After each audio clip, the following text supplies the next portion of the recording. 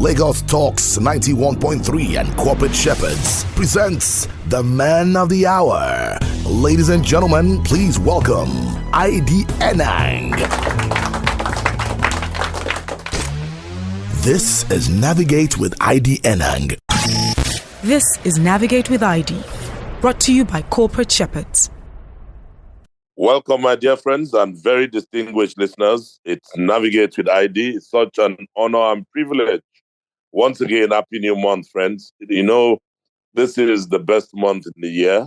And you know why that is so. I am very, very passionate and inclined to the month of May. It's my birth month, first and foremost. And a big shout out to all the May people. Very special and nice people. And you may not necessarily agree, but I'll tell you that we will always tower as the very best. Well, it's your turn to also talk about your birth month and also praise yourself. I've forgotten that song that talks about just leave me to enjoy myself. Leave me to enjoy myself. Anyway, friends, I'm in a very robust and happy mood today. And the reason is that this month we are looking at the main theme about creating a framework for cultural change. This is a continuation of what we've been taking on from the previous month.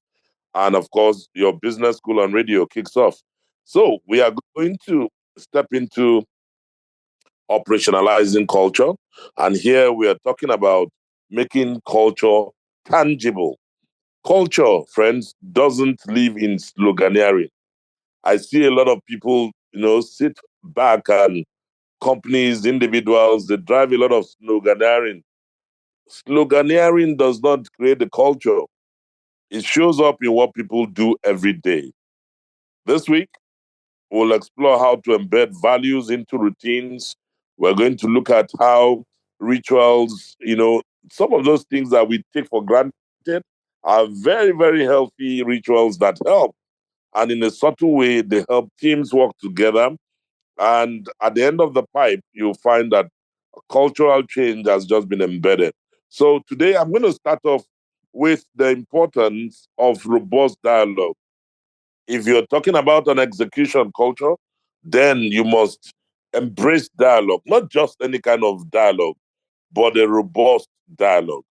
You cannot have an execution culture without robust dialogue, one that brings reality to the surface through openness, candor, and informality. Robust dialogue makes an organization effective in gathering information, understanding the information, and then reshaping it to produce decisions. Friends, when you have robust dialogue, you know what it does. The first thing it does is fosters creativity. You wonder why innovations and inventions come through. They do because they are incubated through robust dialogue. And ultimately, it creates more competitive advantage and shareholder value. The concept of robust dialogue starts when people go in with an open mind. They are not trapped by preconceptions or armed with a private agenda. They want to hear new information. They also want to choose the best alternatives from the pack. And at the same time, they want to listen to all sides of the debate and make their own informed yet useful contribution. So when you sit in a company or in a department or entity or enterprise where this type of environment is not created, there's a problem. First of all, it will lack innovation. There won't be inventions. People are just going to they will sit tight and wait for the leader. Where is the guy going to come and tell us what to do? It's a sit tight type of place, and then they expect to execute. No, execution will not happen. But when you create an environment where people speak candidly, they express their real opinions, not those that will please the power players, not those that will make the bosses feel good, but they know that in opening up, they are able to assess information and make the best of it. And so when you find people speak candidly, they express their real opinions, not those that will please the power players or maintain harmony. Indeed, friends, harmony sought by many leaders who wish to offend no one can actually be the enemy of truth. So sometimes some people just want to, you know what, I don't want to ruffle feathers. I don't want to touch anything. Let it just be. Just leave them in the interest of harmony. No, that's subtle cowardice. And it does not bring productivity. What can it do? It will squelch critical thinking and drive decision making on the ground. Many times you find companies don't execute. Look at the leadership. Look at the type of leader. Look at the person that is leading the pack. If it's somebody that wants harmony all the time, we all want harmony, but there must be symphony. Symphony comes when you just imagine an orchestra and the man that is, leading the orchestra must back the crowd. That's why you don't listen to all the noise, but you focus on the orchestra. You're going to find the violinist, you're going to find the pianist, you'll find the other guy knocking the drums, and all of them in one share with that symphony, there's harmony. Why? When you learn to back the crowd, you can lead the orchestra. That's exactly what happens with execution. Many of us go and we see some very nice plays and you think it just happened. No, harmony is sought. But I tell you, that thing, when people try to do that through a lens or prism of, I don't want to offend anybody, I don't want to touch, that's not ruffle feathers. Oh, that is the enemy of truth. It will stifle critical thinking, and you'll find decisions will not be made, and it will driven underground. But when harmony prevails, here is how things often get settled. After the key players leave the session, they quietly veto decisions they didn't like, but they didn't debate on the spot. That is cowardice. And then you find that good old motto that comes to bear: truth over harmony. Friends, candor helps us wipe out the silent lies and pocket vetoes, and it prevents the stalled initiatives and rework that drain energy. That rework is what drains energy. So, informality is critical to candor. And this is where, I look back at some of the times I've had to read Jack Welch's books. You'll find that he had some bywords like formality suppresses dialogue, informality encourages it, formal conversations and presentations leave little room for debate. They suggest that everything is scripted and predetermined, but informal dialogue is very open. It invites questions, encourages spontaneity and critical thinking. So at a meeting in a formal hierarchical setting, a powerful player can get away with murder. Yes, he can get away with killing a good idea. And I'm talking about murder here in terms of killing the idea. But informality will encourage people to test their thinking, to experiment, and to cross-check. They will also put in some subtle jibes. If you are the type of leader that is leading, running a meeting and chairing a meeting, and you have the informality format, you'll find that when you are with your people and an idea comes to the table and you're not there to kill that idea, people may just tell you, Oga, Oga, suffer, or, they will bring in humor, subtlety. Why? That's the environment that it does pervade. It enables people to take risks among colleagues, among bosses, and even subordinates. Informality gets the truth out. It surfaces out of the box ideas. The ideas that may seem absurd at first hearing, but that creates, breakthroughs. Finally, robust dialogue ends with closure. At the end of the meeting, people will then agree about what each person has to do and when. That's the phase of implementation. At that stage, they have committed to it in an open forum. And so they are clearly accountable for the outcomes. But when you don't have a robust dialogue that is shrouded in very absolute and, what I call an informal environment that allows creativity to play, what you get is ideas get stifled and people just get stuck up. The reason most companies don't face reality very well is that their dialogues are ineffective. And it shows, you know where? In the results. Just think about the meetings that you have attended, those that were a hopeless waste of time, and those that produced energy and great results. Back in the day, one of my colleagues then, we used to talk about time wasters. There are some meetings that are time wasters, and people come there and they are classified time wasters. How do you know them? They either come there to distract or they come there just to do what others will consider their bidding.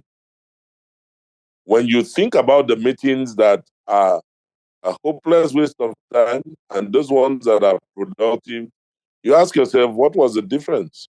It was not the agenda, not whether the meeting started on time or how disciplined it was, and certainly not the formal presentations. Some of us waste a lot of time on bells and whistles, making it so beautiful. No. What makes a meeting productive is the quality of the dialogue. And I have seen and I've experienced, I've chaired all kinds of meetings. For me, I go on the informality mode with, of course, some strict regime of discipline, but it's fluid. People are allowed to express themselves very well. Now, in the typical corporate meeting where you have a business review or review, for example, the dialogue is normally constrained and very politicized. Why? Because it's a CYA. People are covering, you know what? Some people want to shade and soften what they say to avoid a confrontation. Others need to beat those they are talking to into submission. When you find this happening, you'll see that in groups that contain both types of people, which is the case in many meetings, dialogue becomes a combat sport for the killers and a humiliation or bore for the passives. So this is like swimming with the sharks. Little reality gets on the table and the meeting doesn't move the issues forward. Not that much. So when you look at an organization, and if it's a business, you find that execution is a challenge. It's because go check the cultural framework, the cultural agenda, the cultural change is not in play. There's something fundamentally wrong. And it's the tone at the top that begins all of that and kills it. The folks at the top are the ones that determine it. I mean, just yesterday, my colleagues and I were going to have a meeting with a client. And these guys just feel because they are the client, first of all, they come late to a meeting, and then they just feel they're doing you a favor. And after that, one of my colleagues said to them that you guys need to apologize. And then they go flipping and saying, why would he say that? I wasn't in the meeting, and thankfully I was not there. Because if I was there, I would have really given them a piece of, the tongue that God has given to me. Some of you corporate guys just feel that you are the best thing that happened since sliced bread. And the people that are working with you, your partners, are like your slaves. Forget it. It's not what happened. I am so proud to fire a client. I'll fire you as a client. And I'm saying it with every sense of modesty, humility, and grace to God. Why? Because people do a lot of shading. They just want to be on top and they are just dream killers and they come in for a combat sport. Why? And they're looking for people to humiliate. Whereas we just need to have a simple, robust dialogue. And that's really what it should be. But when you think of a meeting that produced great results, that got to the realities and ended with a plan for results, you ask yourself, so what happened? Dialogue alters the psychology of a group. It can either expand a group's capacity or shrink it. So when you have healthy dialogue, people are learning, their minds are opening up, their brains are popping out. And then you find the fluid, energy gets in. But when there's so much negativity or punches being thrown, what happens? It's energy draining. It's such dialogue that creates self-confidence and optimism. And if it's not, it will produce pessimism. It can create unity or it can create bitter fractions. So you have bitter factions, people spoiling for war. How do you go into a meeting spoiling for war before you even enter the meeting? Say, I know this person, let him come today. I'm going to show them over what? On top waiting. Friends, I'm telling you why corporations, businesses, departments don't get alignment. And then everybody says, why are we not delivering the numbers? It's simple. The culture, cultural change. We are dealing with the realities and the framework. And one of such here is the robust dialogue. This is operationalizing culture. Robust dialogue brings out reality, even when that reality makes people uncomfortable. That is the elephant in the room because it has purpose and meaning. It is open, tough, focused, and informal. This is why we are having a business school on radio, friends. Some of you need to be properly schooled so that you'll understand that if you have a boss who is, has those traits of a serious hyena, and you have another boss who comes in there like a leopard, or one who comes in there like some other member of the cat family, or even a jaguar, what do you do? What do you do? Some of you begin to imbibe these wrong behaviors, wrong habits, and then you grow in it. And when you become somebody tomorrow, you become a monster. And everybody needs to run helter-skelter when you appear. So you come to a meeting, everybody's quiet. You think you are the boss. You think you are in charge. No, you are off charge. Check it. You are only getting results because people are cajoled. The minute something happens, they disappear. Many of them are looking out of the window. They want to exit.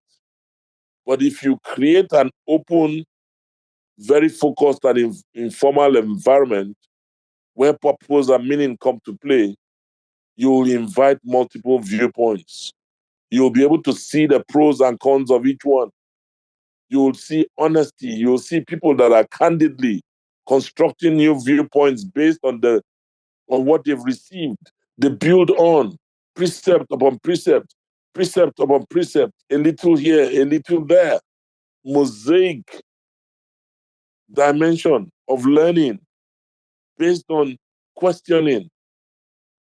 It's a dynamic that truly stimulates new ideas, new questions, new insights, rather than wasting energy on defending the old order. This is how we have been doing it. You cannot bring it to work. How do you get people to practice robust dialogue when they are used to the games and all the shenanigans of classical corporate dialogue? You know what? I repeat it again, it starts at the top with the dialogues of the organization's leader. So when you see a cultural dimension embedded, check the top. The problem is the top. If you find the leader at the top taking a certain slant, watch the body of the organization. If he or she is practicing robust dialogue, others will take the cue. Others may need to learn some specific skills. And I'll tell you something. Some leaders may be short on the emotional fortitude required to invite disagreement without getting defensive. And some others may lack the skill or may learn some specific skills on how they need to help people challenge and debate constructively. But the truth is, these people should be able to get help. But then, one thing I'll tell you is that people act their way to thinking because they are driven for results.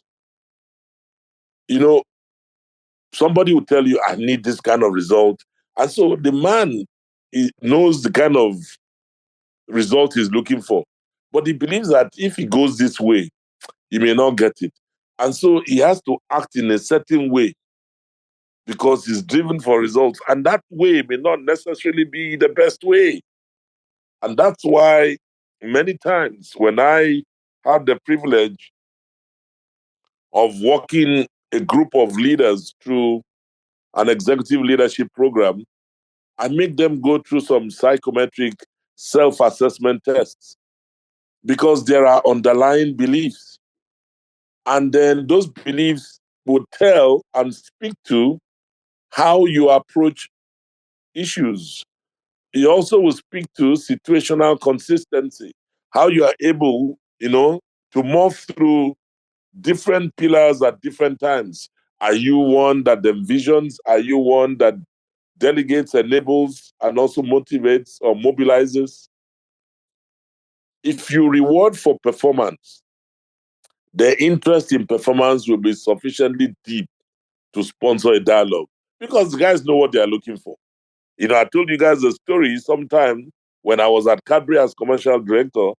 I told my team, I told the sales guys, I said, guys, if we come in with this number, and part of it is the month of December, I need us to come in with cash, then 3 billion cash, naira cash, because cash was needed in the business so much. This business has suffered a huge, huge hit. That December was the first time that record was hit. The guys delivered. And I said to them, if you deliver, starting from the RSMs, we'll get SUVs for them. And for all the guys we call CBMs, the Cadbury business managers who were driving pickups before, I gave them salon cars, Subarus. And then the retail reps who were driving single cabin took over the double cabins of their bosses so they could go to the market with their teams, the merchandisers, their own foot soldiers, whilst they went on that parade. Then the CBMs now had drivers because you didn't want, typically they let sales guys drive themselves all through. They don't have drivers, but tell me, these guys walk around the clock. So it's little incentive.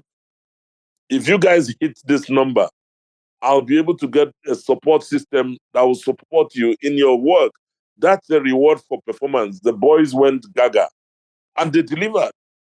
So everybody needs to get the best answer. And that means everybody must be candid in their exchanges. But what do you get? Many times, management will be shady. They won't want to tell you. They say, "Hey, let them go and do it." No one person has all the ideas. If someone says something you disagree with and you rudely tell him he's full of hot air, a lot of other people aren't going to speak out next time. If instead you say, okay, let's talk about that. Let's listen to everybody and then make our choice. Trust me, you'll get much better responses. So in essence, friends, what I'm saying is that leaders get the behavior they exhibit and tolerate. Once you understand the fabric of what I call the social software, it becomes plain that no leader who is disengaged from the daily life of the business can possibly change or sustain its culture. The culture of a company, according to Dick Brown, is the behavior of its leaders. Leaders get the behavior they exhibit and tolerate. You change the culture of a company by changing the behavior of its leaders. You measure the change in culture by measuring the change in the personal behavior of its leaders and the performance of the business. QED. Friends, this is what I strongly believe in, and this is a philosophy that guides how we do our coaching.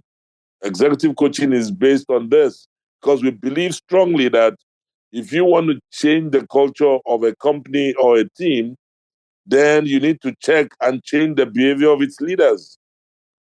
If you want to measure the change in culture, start by measuring the change in the personal behavior of its leaders, and then tie that to the performance of the business.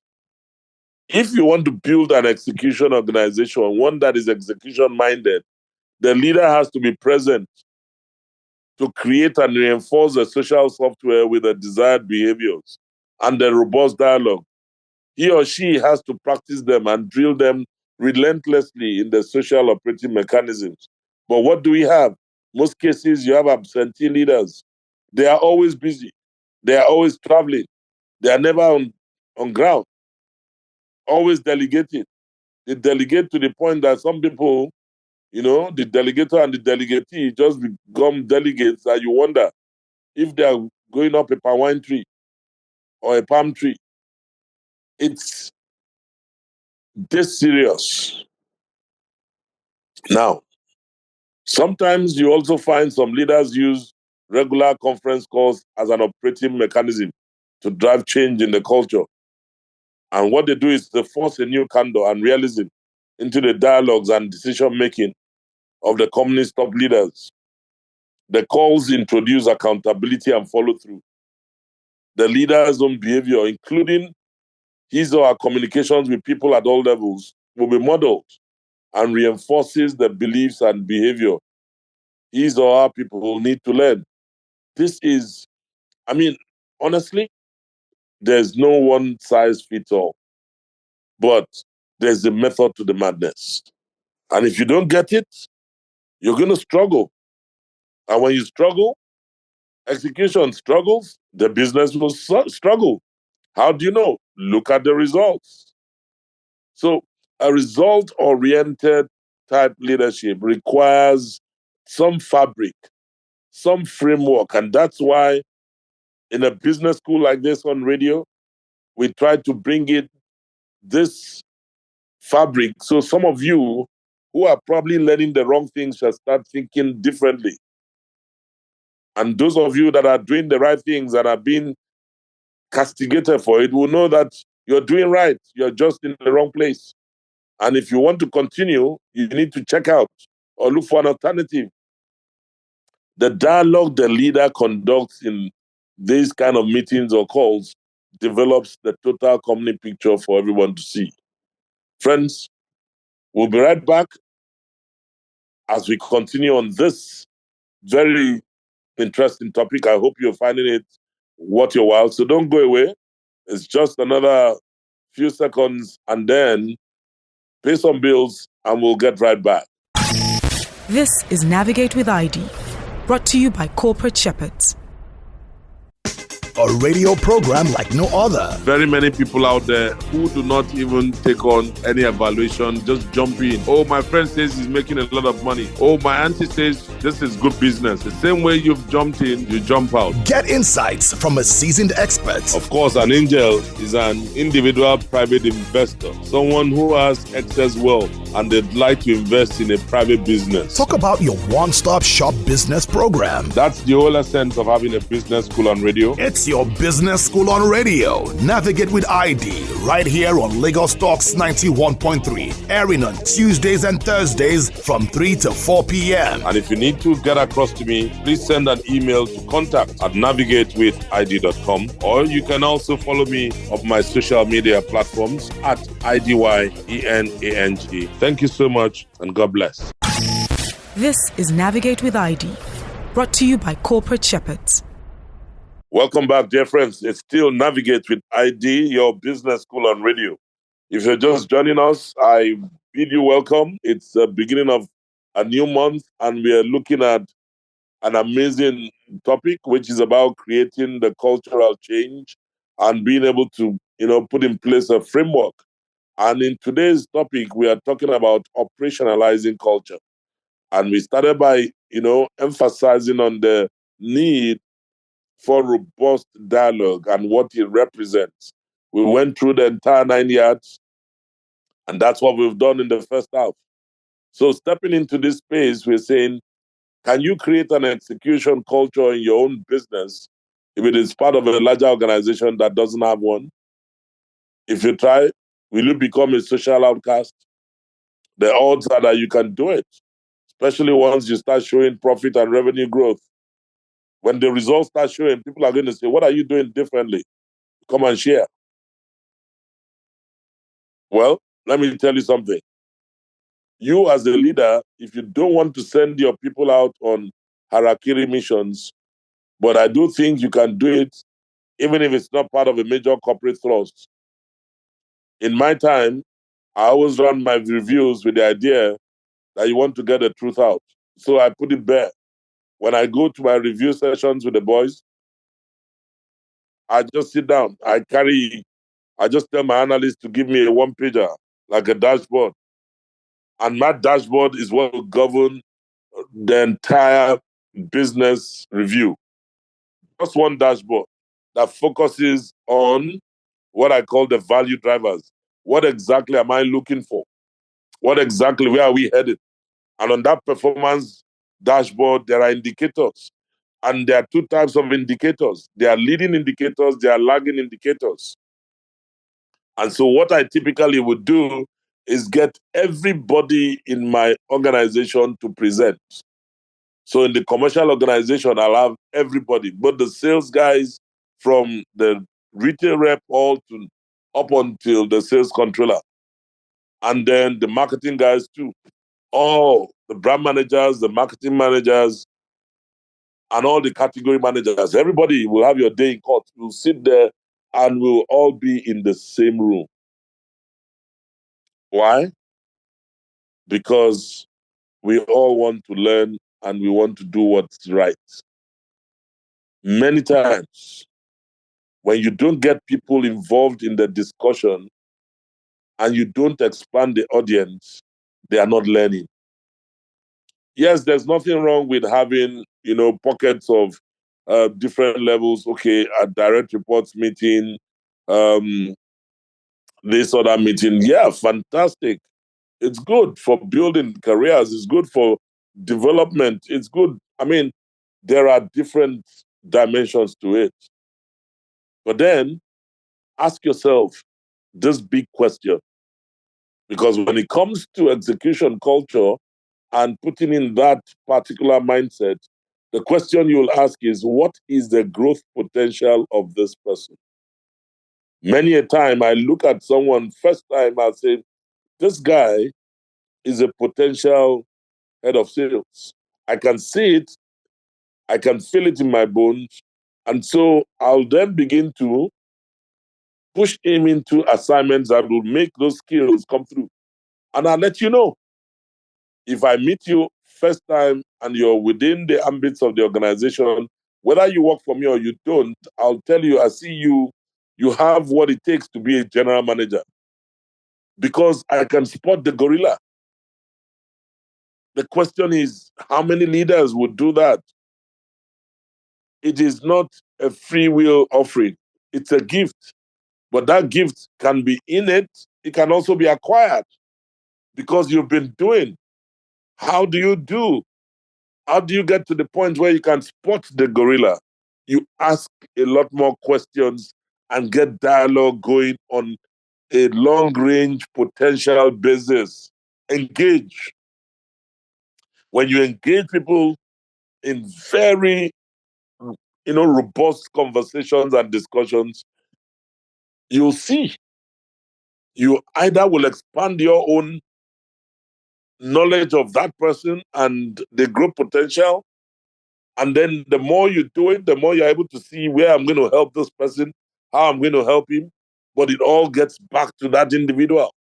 So as an executive coach, what I do, or even for those that I mentor, or if I have the privilege, like I have one or two clients who are asking us to put proposals for leadership development at different levels, I have sat down and I've built competencies for different levels of leadership. And those competencies that are built are sitting on four pillars. And those four pillars will cascade junior management, middle management, senior management, and even executive management. So if you sit in your organization as a junior manager, I can tell you, if your organization is serious, we can work towards exercising and enhancing your growth potential to get you to a senior management level in X time from wherever you are, from junior to middle, middle to senior, and senior to exec. And it all comes because there's the passion, there's the skill, there's the experience. Once upon a time, and I love one-on-ones. If you like a game, when I used to play basketball, the toughest time is when you take one-on-one. So our training then, when we come on court, by the time you're waiting for the other guys and you get on court, we start with one-on-one. A one-on-one can be very, very tasking. You play half court, no doubt, but it's you and the other guy. Now, a one-on-one on the basketball court can be very daring. Another one-on-one on the volleyball court. I'm sure many of you watch beach volleyball. You can imagine. So you think about having a conversation, a discussion with some other person, and you're trying to discover the growth potential of that person with a one-on-one. So many things will be said, but the structure and the intent will determine if things will be said. The comfort level of the other person to open up, either to speak or to receive what you're telling him or her, is a function of how altruistic you are and open-minded you are as the boss. We used to have too many one-on-ones in those days because we didn't want something that was said candidly about the person to get out and be harmful. Sometimes you find that in leadership. But then you can find a way to solve that problem. And the way to do it, acknowledge that the person being discussed was going to hear everything that was said in that room anyway. There are people that go to whisper. And if that is going to happen, we would agree that we will be candid but professional. So for me, I like to be candid and professional. The conversations will still be forthright, but they won't be damaging. And you can take care not to say anything about the person that you wouldn't say to his or her face. I tell people, what I say to one, I say to all.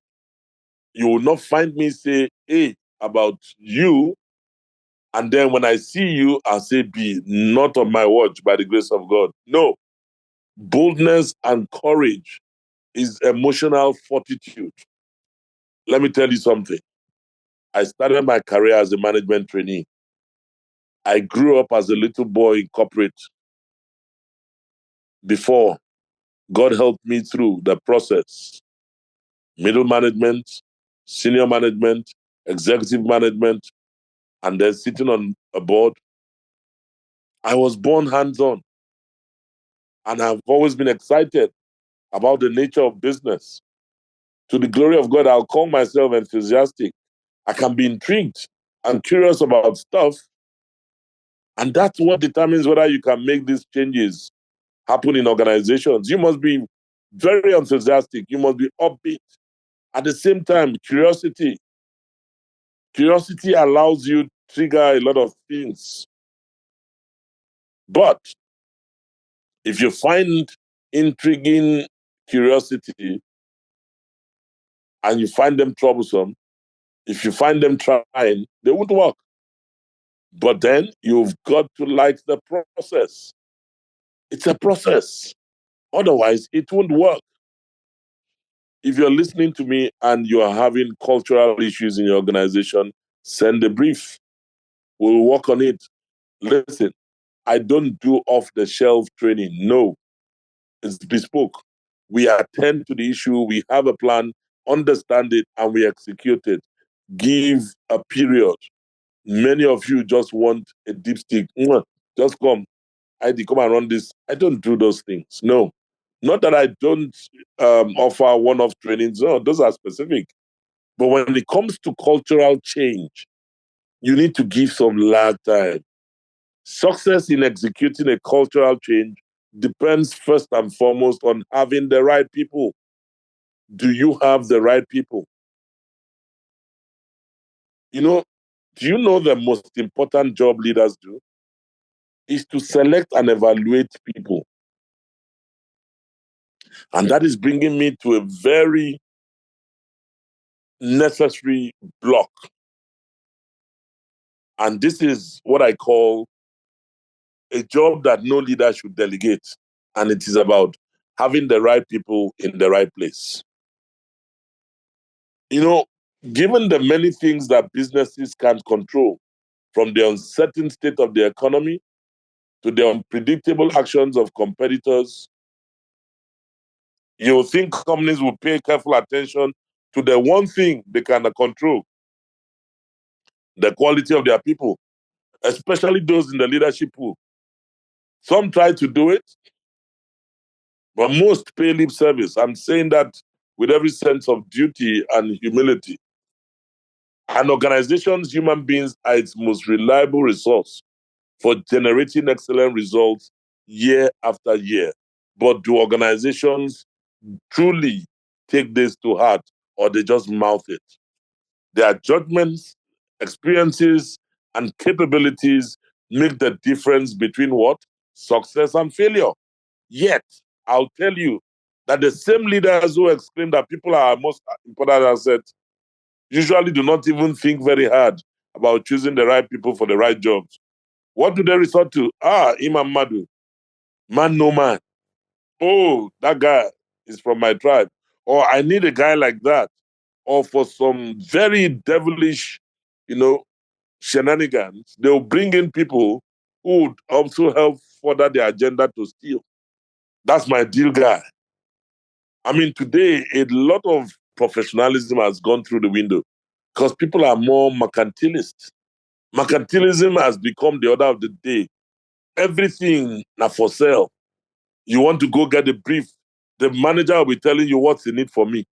These days, brand managers don't even sit back to even understand their brands. They are just about how can we do below the line because they just want an activation somewhere where they'll tell the execution company, oh boy, bring your budget. The budget, I have a budget of 30 million on this thing. I'll give you the 30 million, but know that you only execute half. And then we look at politicians and think it's not happening. It's happening in corporate, every sphere and every facet. You know why? Because some people are sleeping on duty. The right behaviors have not been modeled and taken all the way down. When you choose the right people for the right jobs, you'll get the right results. But when you choose the wrong people for the right jobs, what do you get? Friends, when the leaders really say people are most important assets, they, in most cases, and the organizations don't have precise ideas about what the jobs require. Let me tell you, gone are the days when we used to have proper job evaluation. Times have changed. I don't know what type of businesses, what type of disciplines are in today, but back in the day, you talk of a job class, you talk of a job grade, you talk about a job evaluation. I wonder how many corporate organizations still evaluate jobs properly. When a job evaluation is in place, you can be a marketing manager, okay, on a job class 1. Some other person will be marketing manager, job class 2, because those two jobs will be evaluated. And when the job evaluation is in play, scope, context, risk, people, all of them are factors and it's a factor analysis that speaks to the scope. So when you move a job class 3 manager to a job class 2, he understands that there are certain competencies that this person must have in order to move to being a job class 1. So within the range of having a marketing manager, it could be 2 or 3 job classes. But today, people get promoted into obscurity. They don't know what they are doing. So as a result, what do we get? Mediocrity. As a result, businesses are not cranking the right engines from a professional standpoint. And take that across most professions, whether it's in accounting, whether it's in engineering, whether it's in marketing, whether it's in sales, whether it's legal, whatever scope. This is how it is today. As a result, you find that when people don't have precise ideas about what the jobs require, not only today but tomorrow, and what kind of people they need to fill those jobs, their companies don't hire, promote, and develop the best candidates for their leadership needs. They pay lip service to it. And quite often, what you notice is that these leaders don't pay enough attention to people because they are too busy doing what?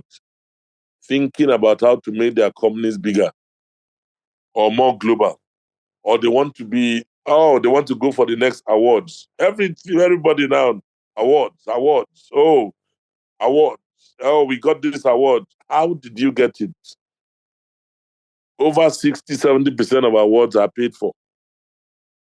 Yes. When you see, when you don't see a proper process of how they've gotten through to get the awards, don't celebrate what you don't know. They'll call you and tell you, oh, you are this, that. If you can just put this, we'll celebrate you. You're already paying for it. Amoye. They'll come to me and say, oh, we like what you're doing, this. If you can just put an advert in a, I said, keep it. I don't need it. I don't want to be celebrated in that fashion. When my time comes, I will be celebrated, whether you are there or not. But our right to do what is right. What they overlook is that the quality of the people will always be the best competitive differentiator. Friends, results don't show up until people, that factor is well nurtured. And you can start from a point of acquisition. But I'll tell you something, over time, choosing the right people is what creates that elusive, sustainable competitive advantage. Look at our country. You ask yourself, why are the worst, possibly the worst ones amongst us leading us in different spheres, local, state, federal?